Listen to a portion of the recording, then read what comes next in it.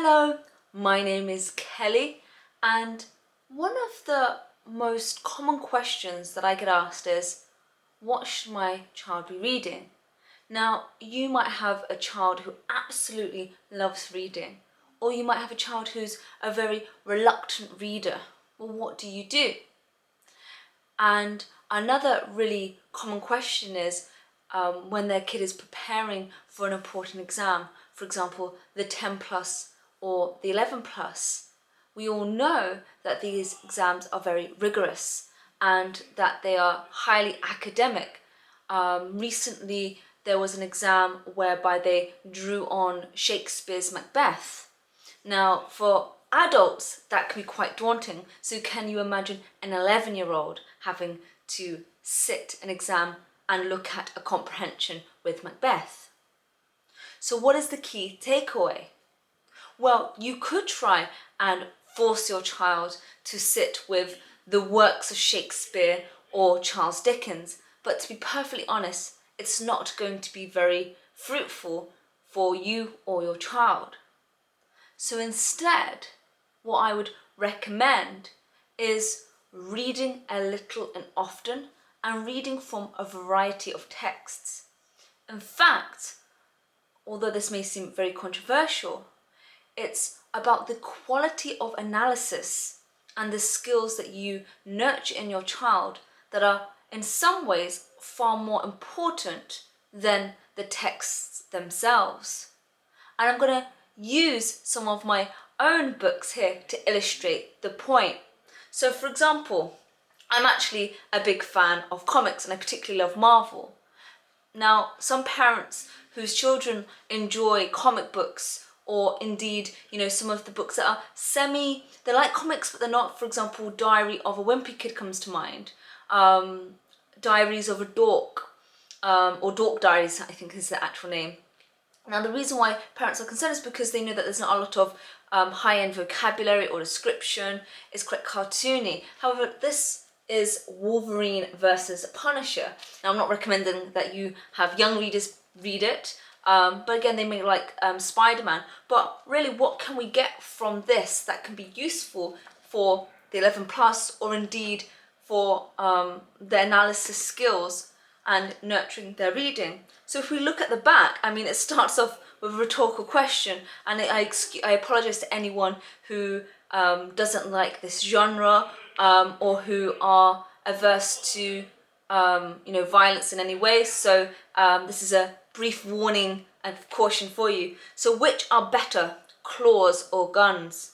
So that's the blurb. So what is it opening up the reader to? So get them to think about it critically. How does that engage or interest the reader? Well, it's engaging because it's a rhetorical question. It hooks us. It gets us thinking. And then we've got which are better. So then you can even look at it from a grammatical point of view. What kind of word is better? Well, it's a comparative.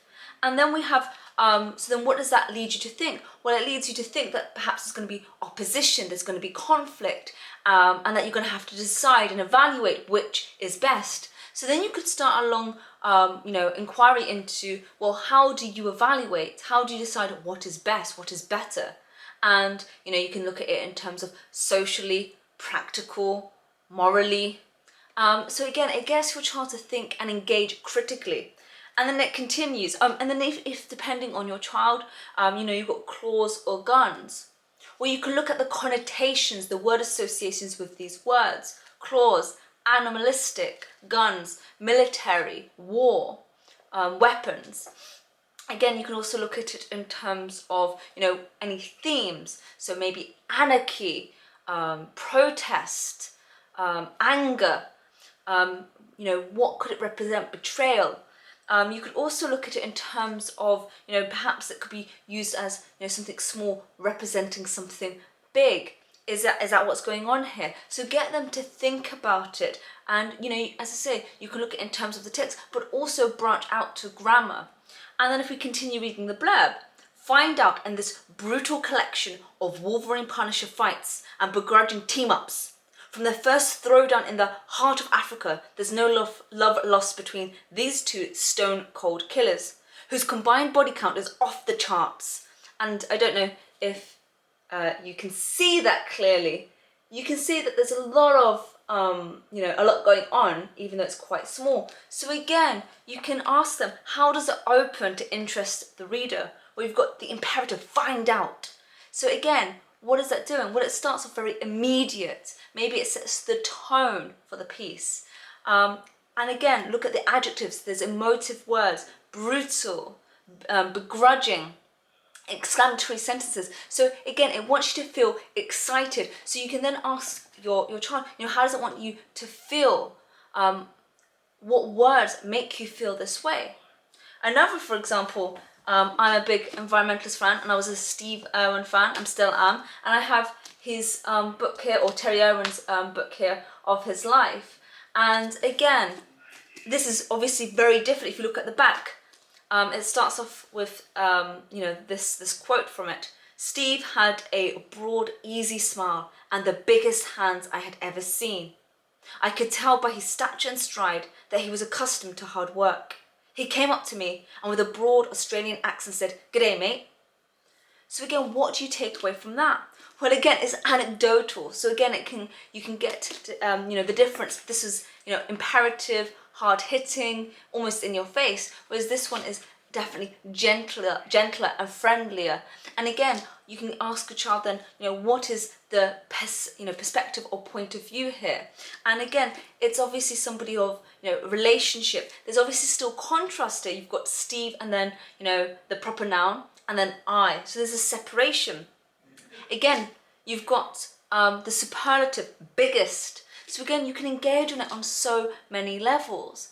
And so can you see, actually, this one had the comparative, this one the superlative, different tone, different voice, it's structured differently. So again, by raising your child's awareness of how they critically analyze, it doesn't matter what comes up in the text. And then again, just to expose them to things that they may not understand or may not be so interested in. I've got Shakespeare's Julius Caesar, and again, one of my favorite plays. And again, if we just open it up, I'm going to look towards the end actually. Bear with me, apologies for this. So we've got here, where are we? So here, we have, sorry about this. So okay, if we have a look here then, we have Octavius, and Octavius says, according to his virtue, let us use him, with all respect and rites of burial. Within my tent his bones tonight shall lie. Most like a soldier, ordered honourably, so call the field to rest, and let's away, to part the glories of this happy day. Now your child may have no idea what that means. However, encourage them to look at what they do know. What do they notice? And again, you may have to read it again, and that's absolutely fine. But get them to bypass that, because they will be able to answer the questions. What you don't want to happen is for them to be thrown in the exam, or if they're studying a comprehension. And again, one thing they may notice is the rhyme and couplet at the end. And you can ask them, well, what do you think that means? Or why do you think the writer has done that? Or in this case, the playwright. Why has the playwright done that? And again, it might be to emphasize the point. What does, happy day connote to them? Does it seem odd when it's in context of a burial? What might they be trying to do? Well, they might be trying to put a positive spin on something negative or something sad. And again, look at some of the emotive words. Honourably. What does honour mean? And then again, you can look at the connotations. And then you can also think about it in terms of the times. If they have any understanding of, if they've studied, Rome, get them to think about it in that context. If they have studied, the Shakespearean era or the Elizabethan era, or the James I, depending on which play you're looking at, ask them if they know anything about that and look at the context of that time. Is there a difference, what we think of as honourable now and what they may have thought as honourable then? And again, why are we getting them to engage in this manner? Well, it opens them up to different perceptions. And that's one of the key things in English from primary school all the way up to secondary school and beyond. And actually what we do in our day-to-day life is we want to try and capture different voices, different experiences. So by encouraging them to look at it from that point of view, you're actually really helping them to really nurture something that's really critical in their studies and beyond, and in their day-to-day life.